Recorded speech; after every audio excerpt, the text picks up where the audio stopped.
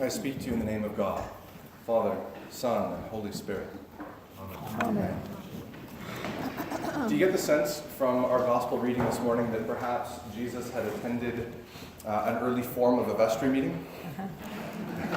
Maybe he's got in mind the kinds of funny church conflict that comes up when we have human organization and human beings and emotions and all the things that get in the way.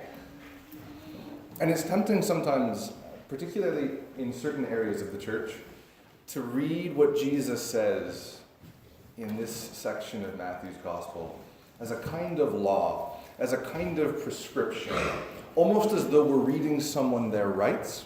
And once we've done that, we're free to discipline them as we choose. You know, if someone's wronged you, you take them aside, talk to them about it. If they don't see how right you are, then you find a few other people. You find your friends who know how wrong they are. And then if they're still not listening, you put it in front of the church, and if that doesn't work, then it seems like Jesus maybe gives us permission to toss them out on their ear. Let them be to you like a Gentile or a tax collector. And this doesn't sound very much like the Jesus that we talk about most weeks. So what I'd like to do is actually take us back. What the lectionary has done this week is it's jumped ahead a couple of chapters, and we've missed some pretty great stuff. I think Jesus is actually talking about what it is to be church, what it is to be the people of God. And he says, where 2 or 3 are gathered together in my name, I am there with them.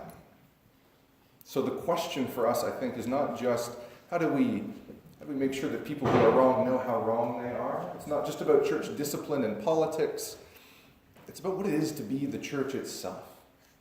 Where does mercy and peace and healing fit into this whole messy undertaking that we're all a part of, for better or for worse? If we go back about a chapter in Matthew's Gospel, we have the disciples who have just been told that Jesus will be going to the cross to suffer and die. They've been told twice. They're not quite sure that they like this idea, or even that they fully understand it. And maybe because they don't quite get it, or maybe because they're thinking about succession planning, they start to argue about who is the greatest in the kingdom. Who's going to have the choicest spot at the table? And we know where that goes. Jesus actually says it's not about who's greatest. It's actually about who's willing to be most humble. Become like a child. Receive one who has no status at all. Put those thoughts out of your head completely, more or less, is what he says. And then we come to this idea that there's going to be conflict in the church.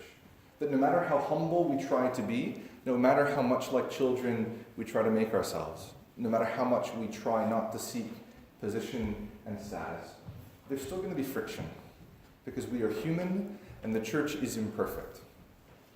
And so Jesus says these words, providing a kind of guideline as to how we might relate to one another in the midst of misunderstanding, brokenness, and conflict. And essentially, Jesus says, if someone has done something, don't just let it fester. Go and talk to them about it, but do it quietly and in private. Don't make a big deal out of it. And essentially, he says, if it continues, if you haven't resolved it, then bring other people in who are going to be able to help and be supportive, but still try to keep it quiet and measured. Don't blow it out of proportion. And then if it's still a problem, if this is creating animosity, if this is challenging for the group as a whole, then bring it to the group as a whole. And then we get these funny words. And if the person doesn't respond even to the whole group, then let that one be to you as a Gentile or a tax collector. But the thing is, Jesus is criticized by the Pharisees and the religious rulers because he associates with with Gentiles and tax collectors. Let this one be to you as a Gentile and a tax collector. Let this one be to you as those you are called to love and serve and share the good news with, I think, is what Jesus is saying. Not toss them out on their ear, but actually love them and care for them. Sure, there are perhaps boundaries to be observed. There are perhaps things that need to be done for the good of the community, but this is most profoundly about love and mercy and forgiveness. And I think Peter hears this because if you read the next verse after this passage that we have this morning, Peter says, but Lord, how many times will we do this? How many times should I forgive someone? Because this seems utterly ridiculous. How many? 7 times? Jesus says, no, 70 times 7. Essentially, an endless number of times. And then Jesus goes on to tell this strange story about a servant who racked up an outrageous debt, billions of dollars in debt, who is forgiven his debt by the king. And then on his way out of the palace, he finds someone who owes him a nickel, and he tries to shake him down for it, throws him in prison because he can't pay. And Jesus says, that is absolutely the worst thing you can do, because do not forget that you yourself have been forgiven. If you have received mercy, it's incumbent upon you to show mercy to others. There is no number of times when we max out the forgiveness quota. There is no way that we're allowed to treat others as though we're better than them. And so if we want to be forgiven, we must constantly be willing to forgive. And so these words that at first strike us as maybe odd and judgmental and legalistic, this process by which we might hold someone accountable and then kick them out, they come to have a very different flavor when we read them in context. They seem to be about the fundamental quality of mercy, forgiveness, and peacemaking that the church is called to be. And then Jesus says this strange thing about binding and loosing. In Hebrew tradition, rabbis would get together and would bind or loose the commandments. What that meant was if there was a particular situation that was a challenge for the community, if we weren't sure how to apply a particular law or commandment to any given circumstance, the rabbis had this understanding that they could either bind or loose. They could apply the commandment or the law or not.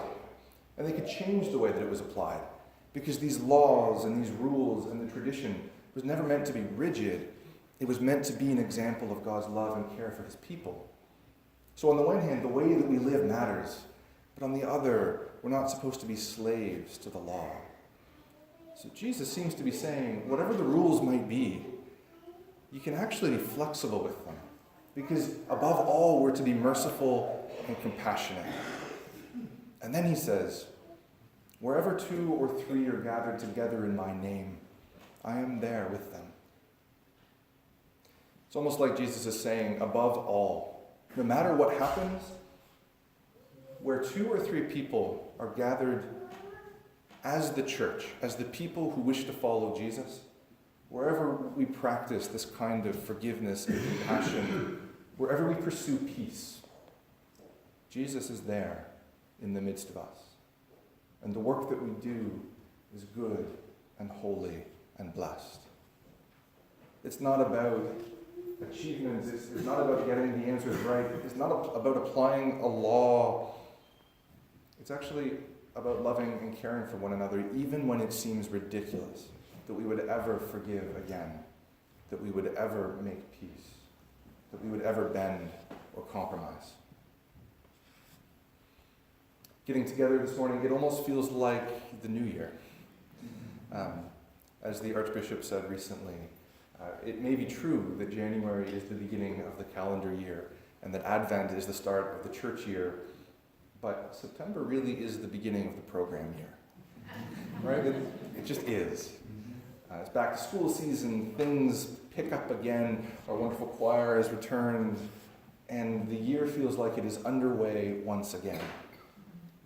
And it seems to me that we have quite a lot in front of us this year. We're very fortunate to welcome Christine Ivy as our new pastor of discipleship. We're asking big questions about what it means to be church in this place, in this time. We're always asking questions about how we can improve life together, how we can smooth out the inevitable wrinkles and moments of conflict that arise. And so it seems that maybe, especially at this point in time, as we look ahead to a new program year, it's worth pondering these words of Jesus, considering what it means to be church in light of his insistence that our role is to make peace. It's to forgive and to forgive again. And when it seems silly to forgive yet again, to remember that we too need that same kind of forgiveness. To let our hands become raw from healing. To be a people that is marked profoundly and strangely by our willingness to build bridges, to give ourselves away, to find ways to show the strange and radical unity of God, even in the midst of the messy human relationships that we have. And so, my friends, today, may we hear what Jesus is speaking to us. May we know that we are recipients of extraordinary mercy and forgiveness. And may we do our very best, by the grace of God, day by day, to live out that same mercy and forgiveness in our common life. Amen.